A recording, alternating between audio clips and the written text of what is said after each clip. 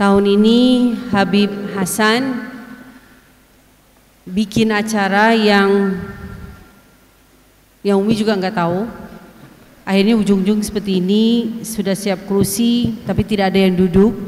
Nggak tahu, mungkin dia punya jamaah makhluk halus yang duduk di atas yang kita tidak bisa melihat, atau mungkin kita sangka baik Abah dengan teman-temannya sedang duduk di atas. Selalunya setiap tahun di maulidnya Syekh Habib Segaf bin Mahdi bin Syekh Abu Bakar akan ada tumpeng, ada birthday cake, ada nyanyi lagu, potong tumpengnya, sampai ke makan tumpengnya. Tetapi tahun ini berbeda. Di 2010 Abah bilang dengan Umi, saya akan meninggal di hari Jumat jam 9 pagi. Kamu akan lanjutkan Al-Asriyah Nurul Iman sampai kiamat harus gratis. Saya tahu kamu beda dari saya. Dan Umi juga tahu diri. Umi tidak seperti Abah, tidak ada seujung kukunya. So who is sitting just now all the time? That's why I say, mungkin Abah dengan teman-temannya yang sudah, Bayangkan tadi Habib Hasan bilang, Umi tanya, who is sitting here? Siapa yang duduk di sini? Habib Hasan bilang, jin dan makhluk gaib. Ya, means itu kan sangka buruk. Bagi Umi yang ada di sini adalah Abah dengan jamaah teman-temannya Abah. Karena makanan-makanannya adalah makanan kesukaan Abah. Makanan kesukaan Abah adalah makanan yang disukai oleh Rasulullah SAW. Abah adalah seorang ulama yang everything Rasulullah SAW lakukan, Abah pasti ikut. Sampai tidak menggunakan tisu atau serbet. Sampai hal yang sekecil itu. Sebab itu Umi bilang dengan anak-anaknya, Umi, Abah meninggalkan kita ketika anak-anaknya Umi masih kecil. Muhammad Habibullah yang paling bungsu masih usia 10 tahun. Kak Syarifah Rugaya baru berusia 21 tahun. Dan Kak Syarifah Rugaya lah yang baru menikah, yang 6 yang lain belum. Abah itu sudah tahu usianya hanya sampai 66 tahun dan akan meninggal di hari Jumat jam 9 pagi. Cuma tidak diberitahu tanggal berapa, tahun, kapan. Dan Abah pesan ke Umi, nanti saya kalau tidak ada anak kita yang perempuan, kalau mau menikah yang datang harus Habib.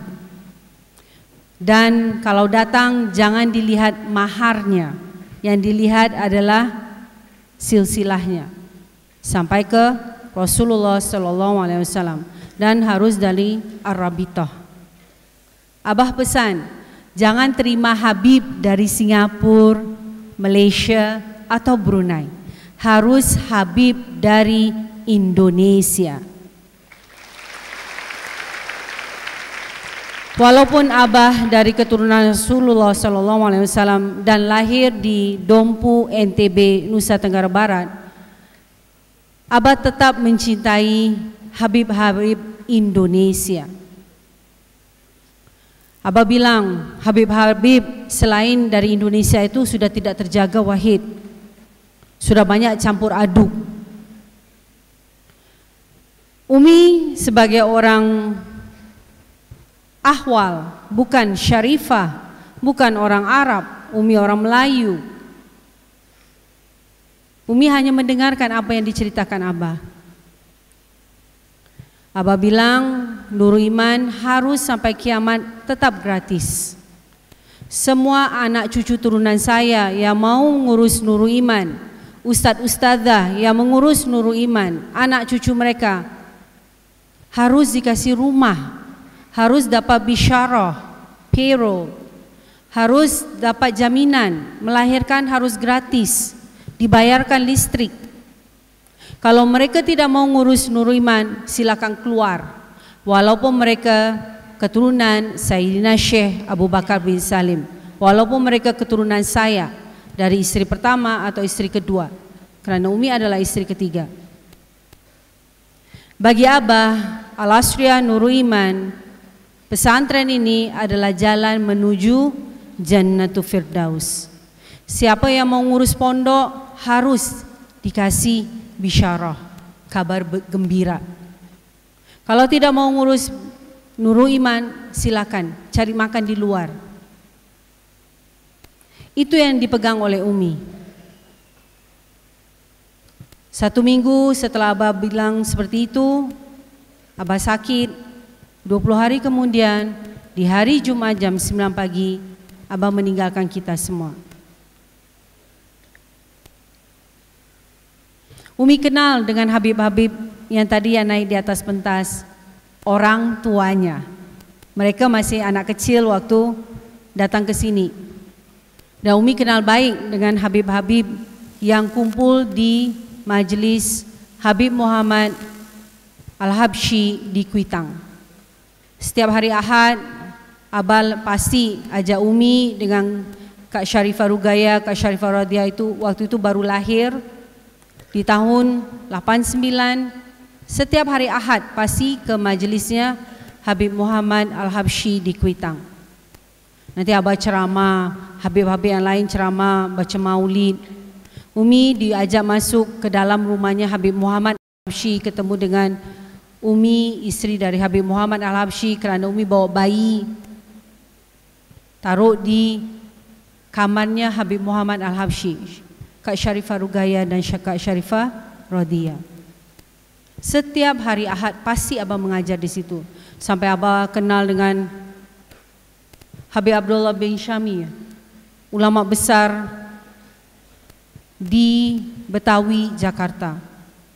Kemarin Umi ketemu dengan muridnya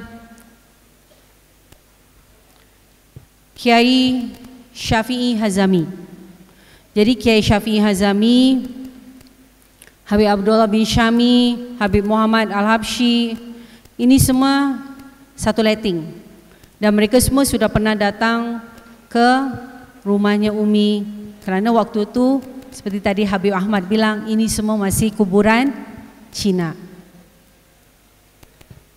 Bagaimana di 98 Umi dengan Abah kumpulkan uang sedikit-sedikit untuk membebaskan tanah di sini. Kalau kita tanya alumni-alumni yang pertama-pertama, Ustaz Prawoto, siapa lagi yang pertama? Yang di sini masih Habib, yang di sini Ustaz Muzakir, Ustaz Musonif, itu semua adalah alumni pertama, dan mereka semua dinikahkan oleh Abah. Pernikahan barokah pertama 100 pasang ustadz-ustadzah. Abah pesan, kamu tidak seperti saya.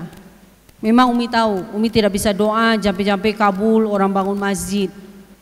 Ini Masjid Toha dibangun oleh keluarga kerajaan Sultan Hasanah Bolkiah dari Brunei.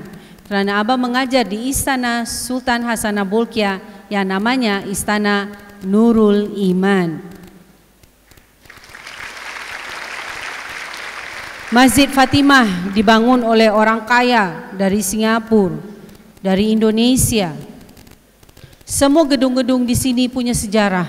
InsyaAllah kita akan catat Habib Masjid Toha siapa yang bangun, keturunannya dari mana. Masjid Fatimah siapa yang bangun. Semua ada sejarahnya. Dan semua itu berkat kesaktian dari Syekh Habib Sagaf bin Mahdi bin Syekh Abu Bakar. Abah itu sakti, cuma Abah itu menutupkan kesaktiannya. Sangat low profile. Abah kenal Lee Kuan Yew. Abah sudah ngobrol dengan Lee Kuan Yew. Abah kenal Datuk Mahathir Mohamad, Sultan Hasanah Bolkiah. Abah kenal dengan kakeknya MBZ. Siapa itu MBZ? Muhammad bin Zaid Sheikh Nahyan. Abah kenal baik dengan Sheikh Nahyannya, pendiri dari Kesultanan Abu Dhabi. Abah ke sana, cuma nggak banyak orang yang tahu, karena Abah nggak suka cerita-cerita. Abah bilang, sebagai seorang yang dekat dengan Allah, kita tidak boleh sombong, tidak boleh pamer, malu dengan Rasulullah SAW. Abah mengikuti apa yang dilakukan oleh Rasulullah SAW. Sebab itu tadi makanan-makanan yang di sini Umi lihat ada kacang, ada kismis, ya of course ada korma. Itu adalah makanannya Rasulullah SAW, dan itu adalah makanannya Abah. Itu yang Abah selalu makan, kacang, kismis, kurma. Abah tidak ada seperti kita mau cilok, cireng, macam-macam ci. You kan bakso. Ni senang dengan bakso. Abah tuh ngelarang kita makan bakso sebenarnya. Karena Abah bilang makanan yang tidak ada jelas rupanya, bentuknya seperti bakso, cilok, cireng dan yang lain-lain itu hukumnya subhah. Karena Abah adalah seorang sufi dan zuhud. Jadi makanlah makanan yang jelas dari tangan kita sendiri. Jadi kalau mau makan ayam harus ada bentuk ayamnya. Dan lebih baik lapar daripada kita makan makanan yang tidak jelas, halalan, toiban, wal barokah. Kemarin Umi cerita, Umi baru pulang dari Amerika. Habib-habib, ini jadi pengalaman. Saya diundang ke Amerika, diundang oleh satu asosiasi Acton Institute, Acton University from Michigan, Grand Rapids, United States of America.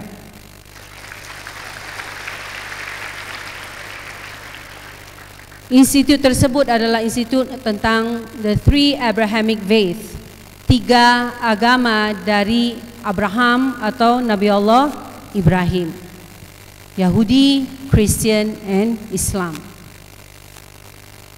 Ada 3 pembicara juga, plenary speaker, 1 orang Yahudi, yang 1 orang Kristen, dan satu-satunya Muslimah, Umi Wahidah.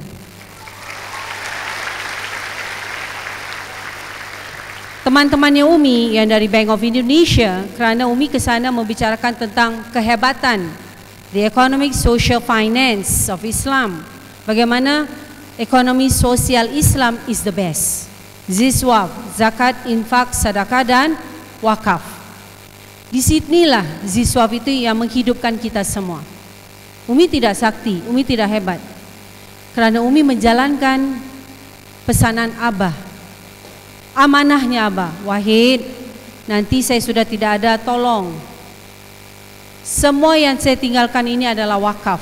Dari wakaf-wakaf ini, kamu orang bisa makan, bisa gaji guru, bayar listrik, bayar BPJS Kesehatan, tenaga kerja, beli beras, beli terigu dan yang lain. Kamu nggak bisa seperti saya menggunakan ilmu falak untuk orang bisa percaya, untuk orang-orang Buddha Seci. Ini ada teman-teman dari Buddha Seci yang menyumbangkan 2000 ton beras per tahun, yang membangunkan gedung kampus biru. Kamu nggak bisa. Jangan dipaksakan. Everybody is special, everybody is unique. Yang penting kamu harus jujur. Fatonah amanah siddiq untuk tabligh.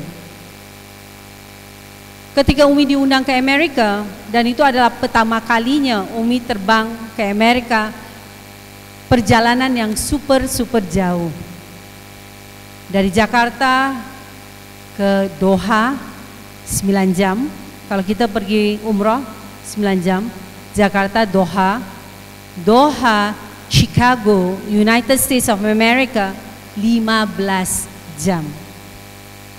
Dari Chicago ke Michigan 1 jam. So altogether 9 plus 1 is 10, 10 plus 15 is 25 hours. 25 jam dalam pesawat. Itu tidak termasuk transit, ganti pesawat di 3 airport. Jakarta, Doha, Doha, Chicago, Chicago, Grand Rapids, Michigan. Pulang 3 hari perjalanan dari Amerika hari Jumat sampai Jakarta hari Ahad. Sendiri, pertama kali ke Amerika. Umi ingat kata-katanya Habib Hasan. Kita harus berani. Yang kita takut hanya dengan Allah Subhanahu wa Ta'ala. Kenapa Umi bilang begitu? Karena waktu itu Umi bilang, Habib Hasan temanin Umi ke Amerika. Di Amerika, wanita yang berjilbab itu sangat berbahaya. Mereka bisa nggak suka dengan kamu, mereka tarik jilbab kita, ditampar muka kita di pinggir jalan. Itu yang terjadi di Amerika. Mereka ada yang namanya Islamofobia, ketakutan sama orang-orang Muslim dan Muslimah. Banyak di TikTok perempuan berjilbab, ditarik jilbabnya, ditendang, diludahin. Itu yang bikin Umi was-was. Tapi Umi yakin Umi pergi ke Amerika kerana Umi diperintah hidup adalah untuk dakwah. Abah bilang, Wahid, kamu akan berdakwah dengan cara kamu sendiri. You speak very good English, bahasa Inggris. Umi English, British English. Umi kuasai English language and English literature, sastra Inggris. Disitulah dakwahnya kamu. Seperti tadi ustaz-ustaz yang bisa bahasa Arab, bahasa Inggris, bahasa Mandarin, nanti mereka akan berdakwah lewat bahasa-bahasa yang mereka kuasai. Jadi anda-anda semua harus melihat, introspeksi, kekuatan saya di mana. Oh, saya jagonya di bahasa Indonesia. Bahasa Indonesia juga penting. Saya mau dakwahnya di bahasa Indonesia. Saya bahasa yang lain, apa bahasa Jepang. Itu santri Nurul Iman. Gara-gara dia bisa bahasa Jepang, bisa tulis huruf kanji, menggantikan huruf hijaiyah, bisa nulis Al-Fatihah, syahadat dalam huruf bahasa Jepang, huruf kanji. Mengislamkan orang Jepang. Itu hebatnya santri Al-Asriyah Nurul Iman. Anda harus bangga. Anda diberikan hidayah, orang tua Anda diberikan hidayah untuk datang ke Al-Asriyah Nurul Iman. Ketika Anda pegang ijazah Al-Asriyah Nurul Iman, berarti Anda orang hebat. Karena ijazah Nurul Iman sangat mahal dengan denda-denda dan plus-plusnya. Untuk menjadi orang sukses harus disiplin, harus banyak belajar. Jangan pernah merasa cukup. Wah, saya baru S1, ya harus S2, S3, profesor. Jangan banyak alasan, saya sibuk. Semua orang sibuk. Lihat Rasulullah SAW, di usia 40 tahun beliau diangkat menjadi Rasul. Kapan Rasulullah SAW mulai perang? Di usia 50-an tahun, ketika sudah hijrah ke Madinah. Bayangkan Rasulullah SAW di usia Umi 50-an tahun baru mulai berperang, angkat pedang, naik kuda. Jadi age is just a number. Umur itu hanya angka saja. Kita mau jadi tua, lemah, lola, lemot, silakan. Kita mau jadi orang kuat, orang sakti, ya bisa. Everything is in the mind. Umi ditakdirkan menikah dengan Abah yang usianya lebih tua dari ayahnya Umi. Temannya Umi bercerita, ya Umi waktu itu Sayyidatina Aisyah. Rasulullah dengan Sayyidatina Aisyah usianya sangat jauh. Sama dengan Umi dengan Abah. Tetapi ketika Abah almarhum, Umi menjadi Sayyidatina Khadijah. Ketika teman Umi berbicara gitu, Umi ketawa. Insya Allah saya bisa melanjutkan perjuangan Rasulullah Sallallahu Alaihi Wasallam, melanjutkan amanahnya Sayyidina Syekh Habib Saggaf bin Mahdi bin Syekh Abu Bakar bin Salim untuk Al-Asriyah Nurul Iman sampai kiamat, tetap gratis dari tempat tinggal, makan, kesehatan, dan pendidikan. Insya Allah Anda semua akan menjadi pemimpin yang fatonah amanah sidik untuk tabligh. Abah sudah pesan semua murid saya akan menjadi orang kaya atau orang alim.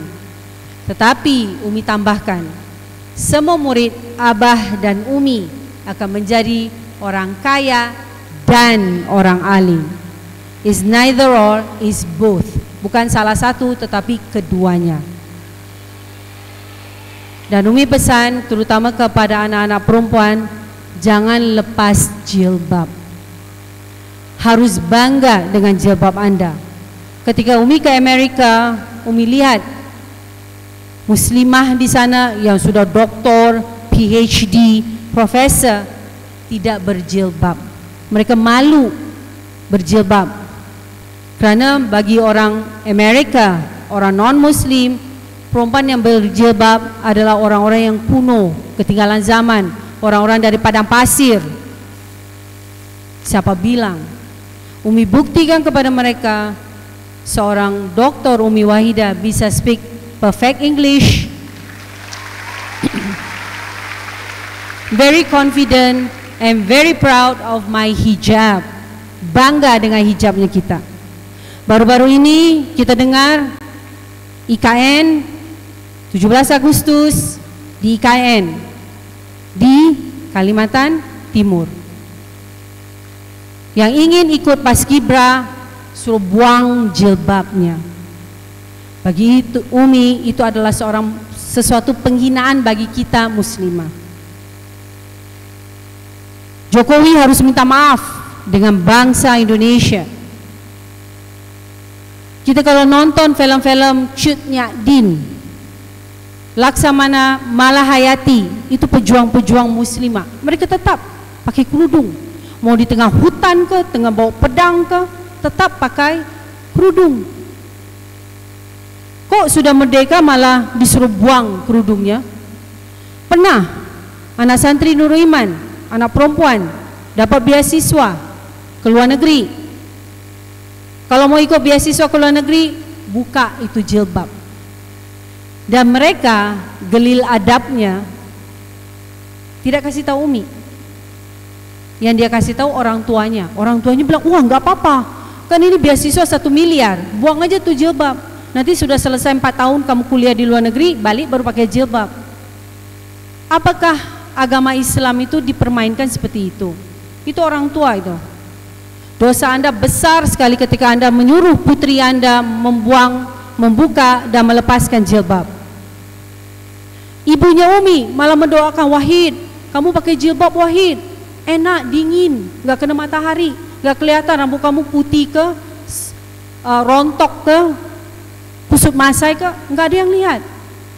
Malah perempuan menggunakan hijab jauh lebih cantik dari tidak menggunakan hijab. Umi ada teman, orang kaya, ibu-ibu, selebriti, sosialita, itu nggak pakai jilbab, susah. Tiap pagi dia sasak rambutnya, dia spray rambutnya, di ini rambutnya, di itu rambutnya. Akhirnya orang nggak tahu yang dia muslimah, dikasihlah champagne, akhirnya mabuk, padahal dia seorang muslimah.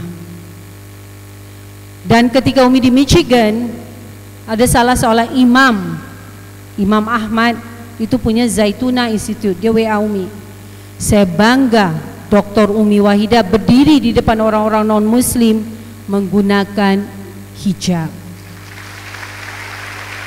Itu yang Umi inginkan dari anak-anak putri. Anda punya ilmu, Anda pintar, Anda alim, Anda kaya raya seperti Sayyidatina Khadijah. Bangga sebagai seorang muslimah. Terus Umi pergi ke supermarket. Supermarket itu sebelahan dengan hotel. Hotel ini bintang 5. Umi nginap sendiri di dalam hotel itu. Di kamar Umi ada ruang tamu, pokoknya lebih besar dari kamar Umi di Parung Bogor. Terus mau makan, kita tahu kan Amerika makanannya tidak halal, walaupun ayam, kambing, dan domba.